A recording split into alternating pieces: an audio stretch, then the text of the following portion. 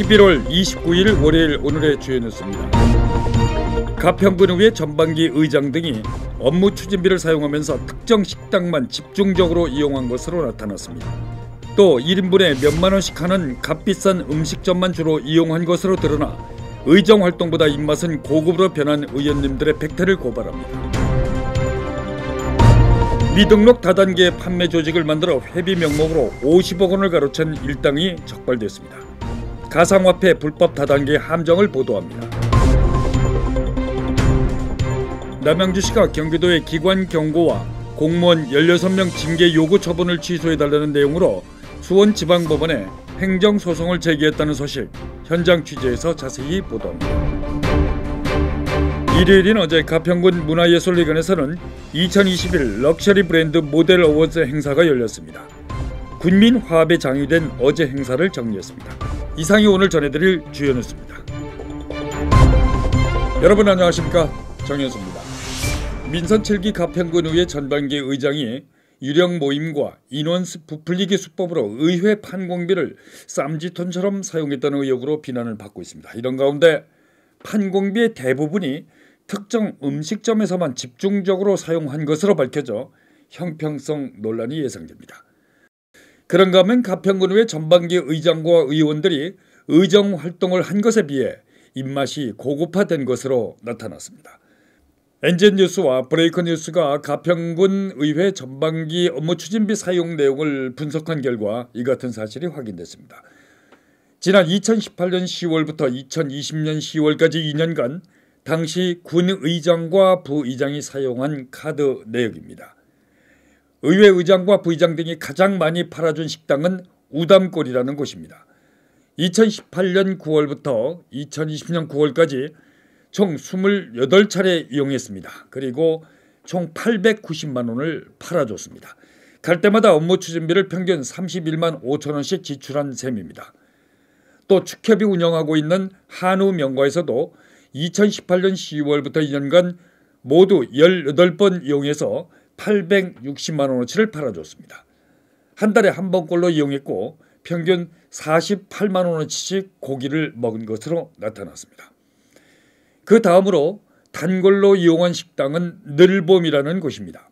2년간 총 29차례나 이 식당을 이용한 것으로 조사됐습니다. 전반기 가평군의회 의장 등이 단골로 찾은 식당 1, 2, 3위 모두 고깃집인 것으로 조사됐습니다. 세 곳의 고깃집에서 지출한 판공비만 2천만 원이 넘습니다. 또 의장 등은 평균 주 1회 이상 이들 고깃집에 들러 먹고 마시는데 업무 추진비를 사용했습니다. 다음으로 의장 등이 단골로 찾아가는 또 다른 식당도 설악면에 있는 왕갈비를 파는 식당으로 나타났습니다. 그리고 가평읍에서 고깃값이 가장 비싸기로 소문난 다한우에도 18차례나 이용해 고깃값 700여만 원을 업무 추진비 카드로 사용했습니다. 의장과 의원들이 단골로 다니는 고깃집 다음으로 선호하는 식당은 횟집인 것으로 조사됐습니다. 가평군의회 전반기 의장 등은 이처럼 특정 업소에만 몰아주기식 판공비를 지출하고 있습니다. 몰아주기식은 식당뿐 아니라 꽃집과 거래에서도 나타납니다. 전반기 의장 당시 가평읍에 있는 한 꽃집에서 모두 15차례 거래한 것으로 확인됐습니다. 2년간 이 꽃집에 지출한 금액은 총 654만 원어치를 팔아주는 동안 다른 꽃집과는 단 한 번도 거래를 하지 않았습니다. 이 꽃집은 전반기 의장의 금은방과 마주보고 있는 화원으로 알려졌습니다. 이처럼 특정 식당과 특정한 꽃집만 찾아다니고 몰아주기식으로 판공비를 사용한 이유에 대해 카드깡을 의심하는 이도 적지 않습니다. 특히 고깃집과 일식집을 단골로 찾아다니며 업무 추진비를 물쓰듯 하자 의정 활동은 낙제인데 입맛은 고급이라는 쓴소리도 나오고 있습니다. 잘 아시는 대로 업무 추진비는 군민의 세금입니다. 따라서 판공비를 특정 식당과 꽃집에서만 사용하는 것은 비난받을 일입니다.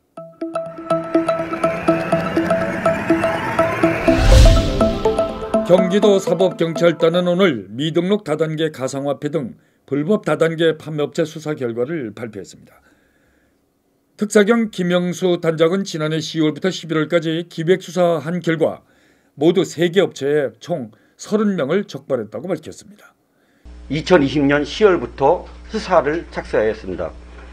수사 결과를 말씀드리면 공정특사경 과학수사팀 전담요원을 투입하여 기획한 수사 결과 가상화폐 등 불법 다단계 판매 행위 3건과 피의자 30명을 검거하였습니다.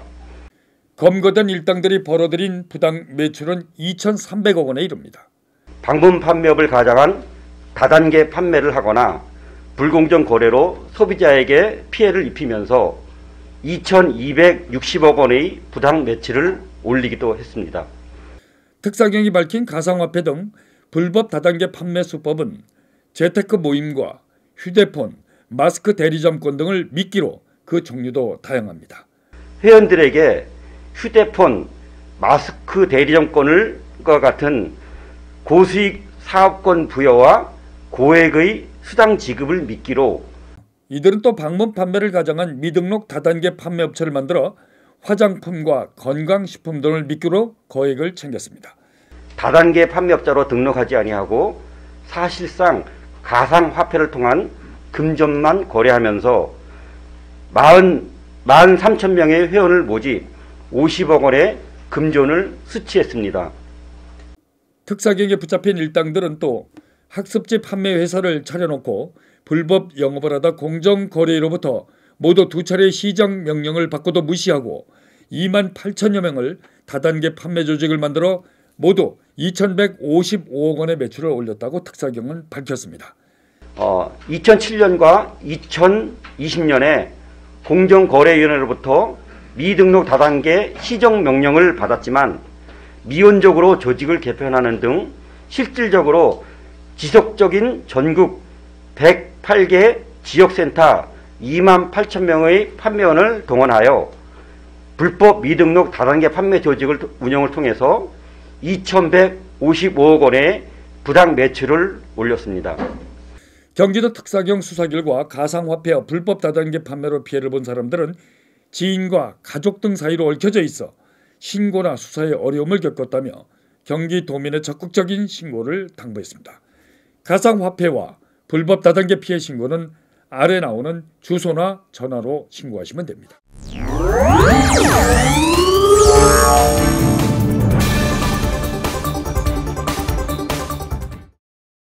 남양주시가 경기도의 기관 경고와 공무원 징계 요구 처분을 취소해달라며 수원지방법원에 행정소송을 제기했습니다. 이 소식은 황태영 기자가 취재했습니다. 경기도가 행정감사를 방해했다는 이유로 남양주시 기관 경고와 공무원 16명의 징계를 요구한 것은 지난 9월 17일 추석 연휴 직전입니다. 이에 조강한 남양주시장이 직접 경기도 감사관을 고발하는 등 광역자치단체와 기초지방자치단체 간 갈등이 격화되고 있습니다. 이런 가운데 남양주시가 징계 요구 처분을 취소해달라며 지난 25일 수원지방법원에 행정소송을 제기했습니다. 적법한 감사를 받기 위한 노력을 했을 뿐이지 감사를 거부한 적이 없음에도 불구하고 일방적으로 경기도에서 감사를 거부했다고 판단해서 저희한테 그걸 사유로 징계를 내리는 거와 기간 경고를 내리는 게 부당하다고 생각했기 때문에 기초지방자치단체가 광역자치단체를 상대로 행정소송을 제기한 일은 선례가 없어 소송 결과에 따른 파장이 적지 않을 것으로 예상됩니다. 그러나 남양주시는 그동안 기초지방자치단체가 잘못된 행정을 관행으로 여기고 대응하지 못한 것이라고 일축했습니다. 경기도가 하는 감사가 여태껏 잘못됐었지만 관행적으로 그렇게 하는 건가 보다 이렇게 생각을 하고 했지 이렇게 생각해 본 적이 없이 감사도 받아왔던 거고. 남양주시와 경기도의 갈등은 지난해 남양주시가 재난지원금을 경기도 지역화폐가 아닌 현금으로 지급하면서 발생했습니다. 경기도가 이에 대한 행정보복으로 9차례를 불법 감사했다는 것이 남양주시의 입장입니다. 명백한 그 불법 행위예요. 네. 왜냐하면은 직원들의 아이디 직원들을 불러가지고요. 네. 4명을 특정해가지고 왔어요. 네, 네. 그러니까 그것 자체만으로도 사찰이에요. 조강한 남양주시장은 그러면서 감사를 진행한 경기도가 남양주시 직원들을 협박까지 했다고 말했습니다. 그 윗선을 불어라. 네. 혼자 다 뒤집어 쓰지 마라. 그리고 그 옷 벗을 수도 있다. 네. 이런 공갈성 협박성 조사를 한 거예요. 네. 작년에. 네. 도지사 칭찬은 합법이다. 네. 근데 비판은 불법이다. 감사관이 한 표현이에요. 경기도 그렇게 말을 감사관이. 했다고요? 예. 그러나 경기도는 조강한 남양주시장의 주장이 모두 허위라는 입장을 굽히지 않고 있습니다. 경기도는 적법한 감사를 거부하는 것은 반헌법질서 행위이자 국기문란 행위라며 남양주시를 평가절하하고 있습니다. NGN 뉴스 황태영입니다.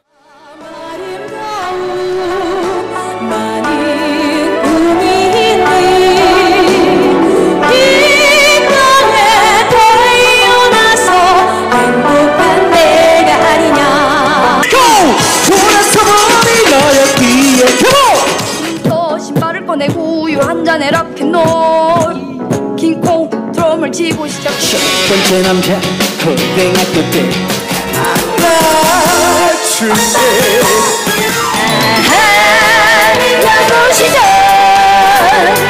지난 얘기 나누고 싶지만 춤을 추며 일요일이었던 어제 가평 군민이 오랜만에 화려한 외출을 했습니다. 키즈 모델의 끼와 8등신 모델들의 축제인 제9회 럭셔리 브랜드 글로벌 행사를 보기 위해서입니다. 가평군이 후원하고 LBMA 스타가 주관한 이번 행사에는 가평 군민과 김성기 가평군수 그리고 최춘식 국회의원과 가평군의회 의원 등도 참석해 즐거운 시간을 보냈습니다. 본 행사에 앞서 김성기 가평군수와 배영식 의장은 슈퍼모델과 워킹을 하며 등장하는 깜짝 쇼까지 연출을 했습니다. 제가 모델로 나온 것 같은데 참 어렵고 힘들게 본 행사를 준비해 주신 LBM의 스타 토니건 대표님과 안선영 우리 지회장님 또 관계자 여러분께 진심으로 감사의 말씀을 드리겠습니다. 기분이 한껏 고조된 배영식 의장은 Everybody welcome to 가평. Thank you. 특히 어제 행사엔 이웃인 포천 시민을 대표해 박윤국 포천시장도 참석해 가평군 홍보대사인 키즈모델 신아린 양과 기념 촬영을 하고 공연을 관람했습니다.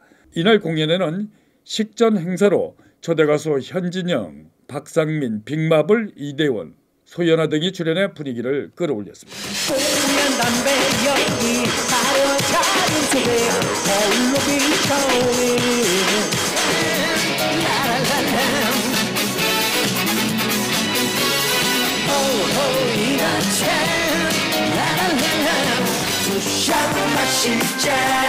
인생은 딱 한 번이야 춤을 추며 밤하늘 위 별이야 그러니 밤을 밝힌 날 지켜봐 꿈이 있니 이 땅에 태어나서 오디션에 도전한 어린 키즈 모델들은 춤과 노래, 스토리텔링으로 끼를 한껏 발휘해 큰 박수를 받았습니다. 성인들도 하기 힘든 치어리딩도 선보였습니다.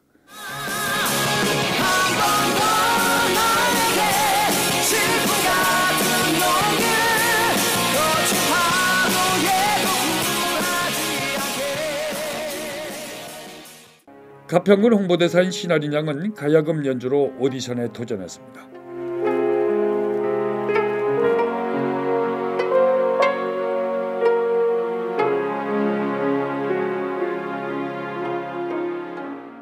코로나로 오랜 시간 위축돼 있던 군민들에게 장장 5시간의 즐거움을 선물한 이번 행사는 코로나19로 인해 2년간 미뤄졌고 자라섬 꽃축제 때 야외 공연 계획을 했으나 또다시 좌절됐었습니다.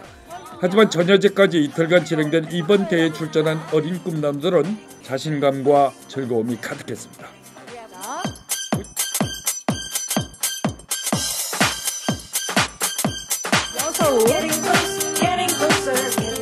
South Korea.